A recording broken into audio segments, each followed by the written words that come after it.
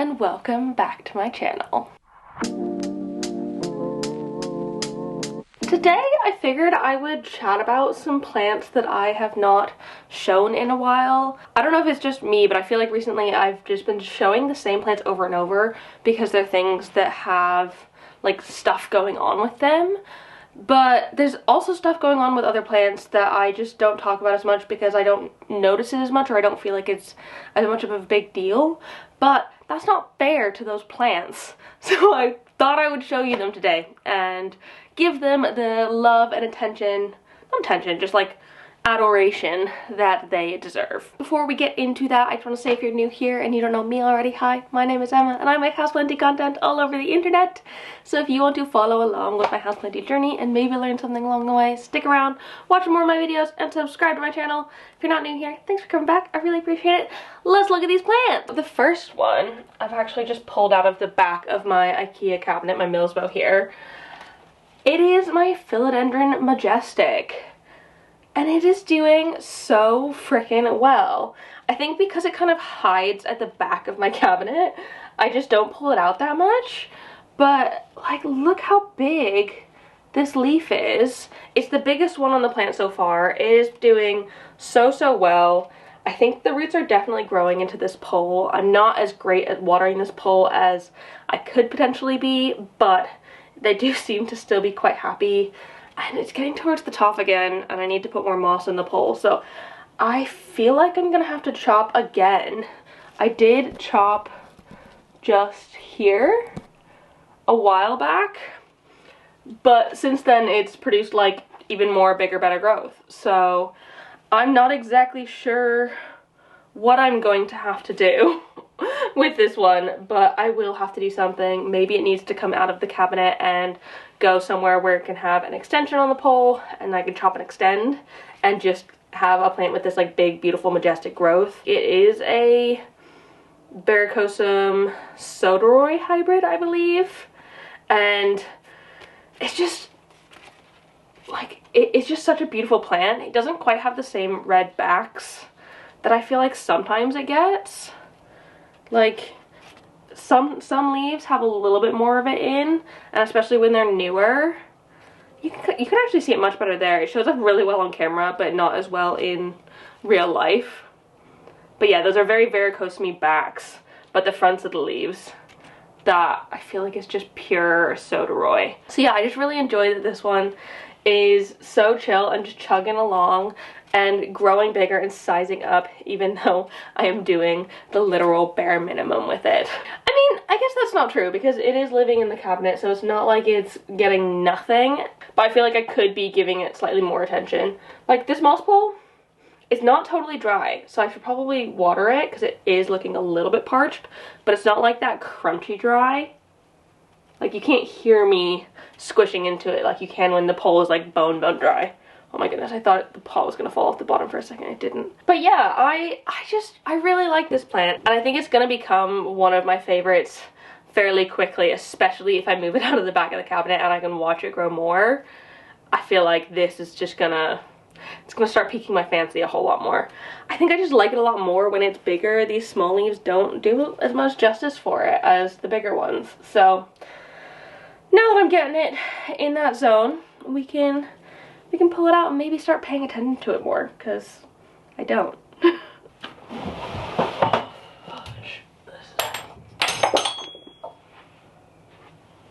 Oh, shoot. I just broke a glass test tube thing, and I don't know where all the pieces went. Shoot, give me 1 second. I really shouldn't put glass test tubes on top of things like my Millsbo cabinet because it's so high up. But alas, I do anyways. Oh my goodness. Holy cow. The next plant I want to talk about is my freaking Philodendron Gloriosum. It is doing so well. It's really heavy right now as well because I have just filled up its water reservoir. You can hear that sloshing around a little bit. And this trough pot, the Lechuza Balconera 50, I think, holds a lot of water. It easily takes like 2 or 3 full watering cans, and my watering can is 2 liters, so it sucks it up. And it is very, very heavy, but I really never pick this one up. I don't need to. It lives on top of the cabinet, so it's kind of out of the way. And the new growth on it has just popped out this beautiful leaf. It's not as big as it looks, because of forced perspective. This is more the size comparison. It's about the size of my head, maybe a little bit bigger, but that is the biggest leaf that this plant has put out ever.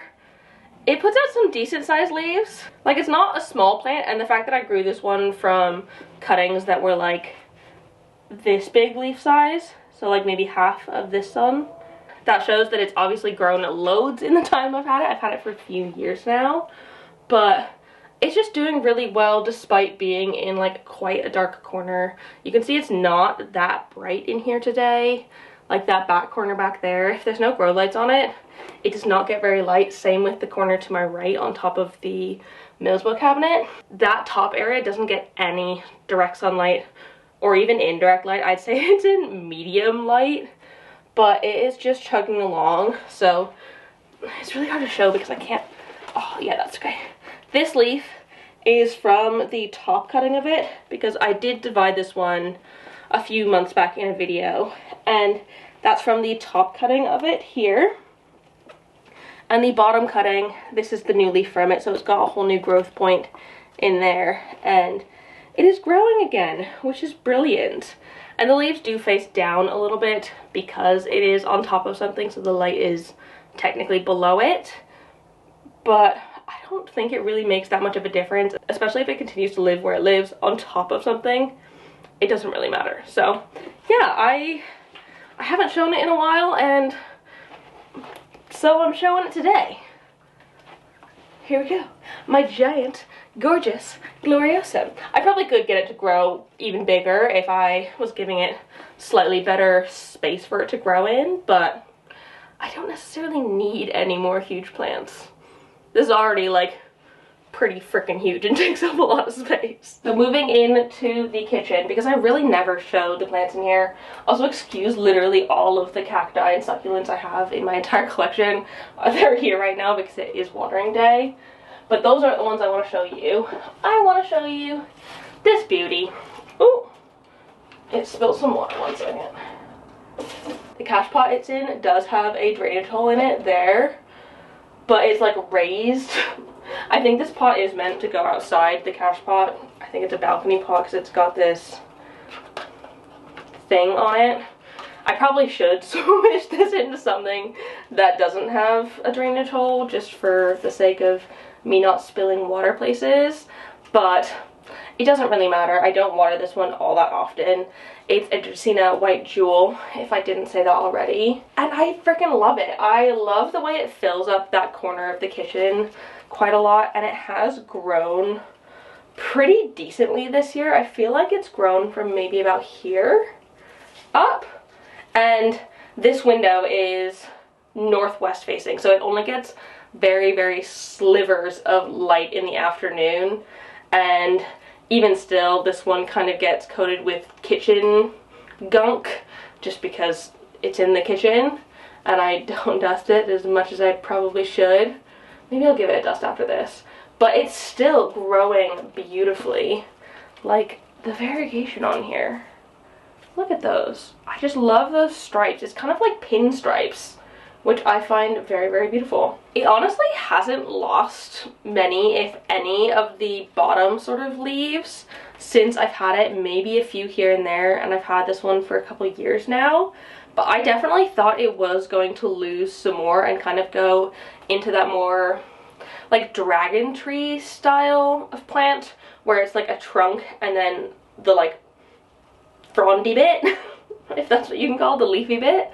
But it really hasn't. It's kept everything, and I kind of like the way it looks better like this. It looks just fuller and slightly nicer, and I'm whacking myself in the face with it constantly. But that's why it doesn't live somewhere that I can whack myself in the face with it. It has recently gotten ever so slightly more damaged in there. I think that is likely some sort of cold damage or shock damage because we do open this window when we're cooking, and it has recently gotten really, really cold outside. It's been below 10 Celsius, which is below 50 Fahrenheit, like for most of the days recently. And so whenever we open that window, we're letting in cold air. And for the most part it's okay, but it has gotten those little bits of damage recently, which I don't see any pests, so that's the only thing I can think of that would cause that. Maybe watering issues, but I feel like I'm pretty good at watering this one because it's literally right by my kitchen sink. But yeah, my little white jewel, doing so well. I really like this plant. Next plant I want to talk about is my big Monstera Albo.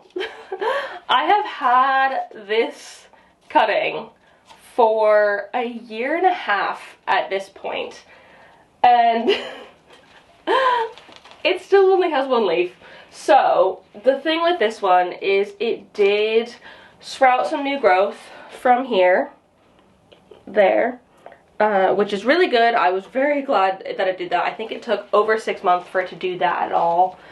But that growth, I had a huge issue with thrips on it. I do find Monsteras fairly susceptible to thrips, especially when they've got new leaves coming out. They just kind of get thrips. And I knew I had some in that area. I think I have sorted it now, but I just decided instead of treating that section, I was just going to chop it off.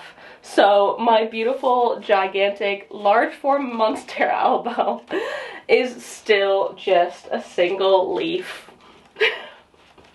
Which is kind of unfortunate, but it's true. And unfortunately, even when it did grow out, the new growth was entirely green. It wasn't variegated at all. And so I kind of think that it is likely that this little new growth here will do the same because it's growing from the new growth point. So I don't think I will ever get this plant to grow big and beautiful and variegated like this. But in the meantime, I still have this big, beautiful, variegated leaf that I really love looking at. I like having it in my home. And so until this leaf starts to go off, I don't think I will ever get rid of this plant, even if it doesn't have any other growth. I think it is beautiful and I like it. It's just so pretty.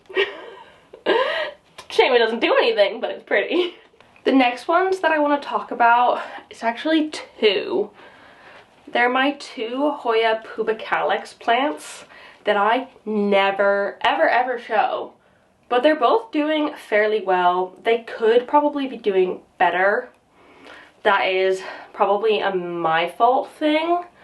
And maybe I need to take them, chop and repot. But overall, they are doing pretty well. So this one here is a Pubicalyx Hawaiian, which I've grown from cuttings that I got from Claire. And I've just got it on this little trellis, and it has been doing really, really well, especially up at the top. Like, it's kind of sparse in the middle there, just a single leaf. But at the top, it has started growing from multiple different growth points. It's got quite long leaves. I don't know if that's the marker of the Hawaiian, or if it's because it's slightly more purple. But this one, which normally lives in my bedroom, is the non-Hawaiian, just the normal Pubicalyx, however it's said. And the leaves definitely do feel different. These ones feel a bit thicker and just generally a bit different. But this one is also growing mostly from this bottom bit that has come off. But I'm really tempted to join these two together. What do y'all think? Should I join these together? I feel like they would look really nice put together. And maybe let them trail. I feel like I don't have very many Hoyas that I let trail. I tend to have them climb up stuff. But I think I like the way they look trailing a little bit better. And then I could add those big, chunky, like huge leaf Pubicalyx splash leaves that I got recently in as well with them, and just have like one big mixed Hoya Pubicalyx plant. I keep switching between Pubicalyx and Pubicalyx, sorry. I don't know which way it is properly pronounced, but I feel like I want to do something with them. I don't necessarily need two, if that makes sense. Two plants that I don't pay attention to very often and don't show you often. I may as well just have one of those, or one that I'm like really, really excited about, as opposed to just like okay with. The only thing with these though is that this one is in semi-hydro and then this one is in soil. So I'd have to either go one way or the other with it. I think I'd probably go into semi-hydro. I have heard so many times that semi-hydro is great for Hoyas, and I have experienced it a little bit with this one, but overall I haven't had the best experience with Hoyas in semi-hydro. Even though I keep the water reservoir quite full and stuff like that, it's just not been my preferred method with them. But maybe I should give it a chance combining these all together in a big pot and do it in one of those like Elho self-watering pots. I like those much better than the ones with a string in them. The string does fine. I prefer the ones where like the pond or the semi-hydro actually goes down into the reservoir instead of just the string. So yeah, I think that is what I'm gonna do with it. I don't think I'm gonna bring you along with me on that. I have recently struggled a little bit with my plant care because I felt the need to constantly be filming everything I do, which this happens every once in a while, and then I remember that I do this for myself first and foremost, and that I just happen to share it online as well. But I think I have struggled with like wanting to do plant care and then putting it off because I want to film it, but it's like not aesthetic, or it doesn't look nice, or it's like something that I could do in 5 minutes and that's not gonna make a video, and so I just put things off as opposed to just doing them for me, which I think I need to start doing again. So maybe I will do this in my own time and update you later. That's the plan. That's what I'm gonna do, and I'm proud of myself for making that decision and doing plant care for myself, because that's the most important thing, really. And then I'll probably actually get more plant care done, because like once I'm doing one thing, then I can do another and another, and it kind of like becomes a chain reaction. Whereas when I'm doing it in a video, I can't do that as easily. So yes, I'm gonna try and do this on my own. Got a couple more in here. This one is my Sanevieria Mikado, or Dracaena Mikado, because they are technically Dracaena. Sanevieria isn't a genus anymore, even though I feel like snake plants and Dracaenas feel so different in my mind still. But this plant, I freaking adore this little one. It looks so different to how we originally got it. So this one was originally Joe's plant. I've told the story about 1,000 times because this plant is nearly 6 years old now in our care, which is exciting. But Joe and I got this on one of our first few dates, because yes, Joe and I went to IKEA on one of our first few dates. We were very settled. We knew we liked each other. So we went to IKEA to get some things, and he picked up this little house plant to make his home a little bit brighter. He was living in like kind of a crappy place at the time, and so we wanted something to brighten it up, and we got a Sanevieria Mikado. And over the years it has gone through so much torment because it was living at Joe's, not mine, and I feel like I've finally brought it back into happiness, but it looks so different. It's much more like spazzy than it used to be, and the stems aren't, or like these blades aren't round anymore. And I know that does happen with like Sansevierias. They don't always propagate and grow pups in the same way that they grew originally, especially for things like the whale fin. But I didn't expect this one to go quite so crazy and funky, because when we bought it, it was like straight up and down. And now it's like this little, I don't know, it reminds me of something that you'd see in like Jurassic Park or something. It's just, it looks very prehistoric in my mind for some reason. But I really love it, and I'm really glad that we've been able to get it to grow better. For a while I did have it in my Rudsta cabinet with my cacti and succulents, but I have gotten so many cacti and succulents recently that it has been pushed out again from that space, so not living there anymore. And unfortunately I do need to keep this one away from Cleo because she likes to like gnaw on it a little bit, so we need to be careful with this one, but it is really cute. I think one of you asked about this next one. This is my Ficus Shiveriana, where I've got two plants in the same pot. I do think I need to repot it because this one is kind of coming out.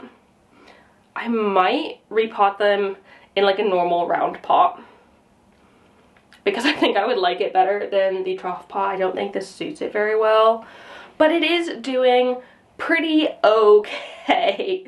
It's definitely seen some better days. It has had pests recently, both thrips and spider mites, and I have treated it for that a couple times, but I do think I need to be a bit more vigilant with this whole corner here and treat them again, just like I need to treat everything else in my freaking collection at the minute. But I do want to treat this one again. I do love that it has popped out this tiny little one here. I think that is adorable. And it has stayed quite pink. And I think that is because it is under this Pianta grow light that is on like all day. And especially this bit at the top is under that grow light as well. So I feel like it's sun stressed and producing really, really beautiful, almost all variegated growth. Like these leaves are so variegated compared to some of the ones that are a bit lower that have a bit more green on it from when it was in a slightly darker space. So I do think I need to do something with this one because it's not quite as happy as it should be, but I still really do love this ficus, and I do still think that it is my favorite one. Oh my goodness, I just noticed how pink this little leaf is. Look at that. That new leaf is like bright magenta. Excuse me. But yeah, it's doing well, and I'm not actually mad at it at all for having pests. Not that I can be mad at any of my plants for having pests, but like I don't feel that annoyed by having to treat it. Whereas some things I feel like are much harder. Maybe it's because it's got like quite broad leaves and not too many like nooks and crannies like some more vining plants have. When those get pests, those are freaking annoying. But when this one gets pests, I feel like it's much more manageable for me. So yeah, I'm going to treat this one again very, very soon when I treat the whole rest of this area and then put it in a new pot. But other than that, I'm really pleased with it, and it is really cute, and it's growing so, so well. I think it is loving being under that grow light, like quite a lot. So highly recommend that grow light for these sort of ficus, unless you can put them in a very, very bright spot in your home. Having something like a grow light that's on almost all the time can be very, very good for plants like this too. And then the final plant that I wanted to end on is a high note. This beautiful thing is my Epipremnum Amplissimum. But it is just popping off. I know the bottom is very sparse, and I know that it's over the top of the moss pole at this point, but holy cow, the length of the like blade leaves on this is getting huge. You can see down here, they're maybe like 8-9 inches, whereas up here they are easily over a foot in length. They are absolutely freaking huge, and I am obsessed. It's kind of hard to see this one normally because it does sit behind some plants that are hanging, but I think I might move this whole grow light setup higher up so it's getting more light from the top and can continue growing upwards. I do also massively need to give it a pole extension because it really loves being on the pole. Like, it is proper stuck on there. You can see just how many leaves come in once it's on the pole and getting enough light. But oh my goodness, It does have like the slightest bit of damage here, which I'm pretty sure is from the grow light, like where it touched it, but it is just growing phenomenally, and I really never talk about it, which is a shame because it is so beautiful. I also do need to be very careful with this one because it is living next to a plant that I'm pretty sure has thrips, my fern leaf, which I'm really sad about, and a plant that has flat mites, my Polyneura. So it very well could have one or both of those things. I don't think it does, given I haven't done like a very thorough check, but it doesn't look like it's experiencing that sort of damage. I feel like I would know if it was, I would hope, but again, it will be treated with everything when I do treat everything. So yeah, I cannot believe how amazingly this one has grown.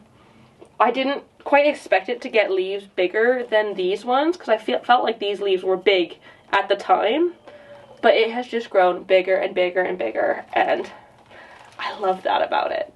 Absolutely phenomenal, and I feel like the perfect way to end this video, showing something exciting that's going on and like the happiness within my collection.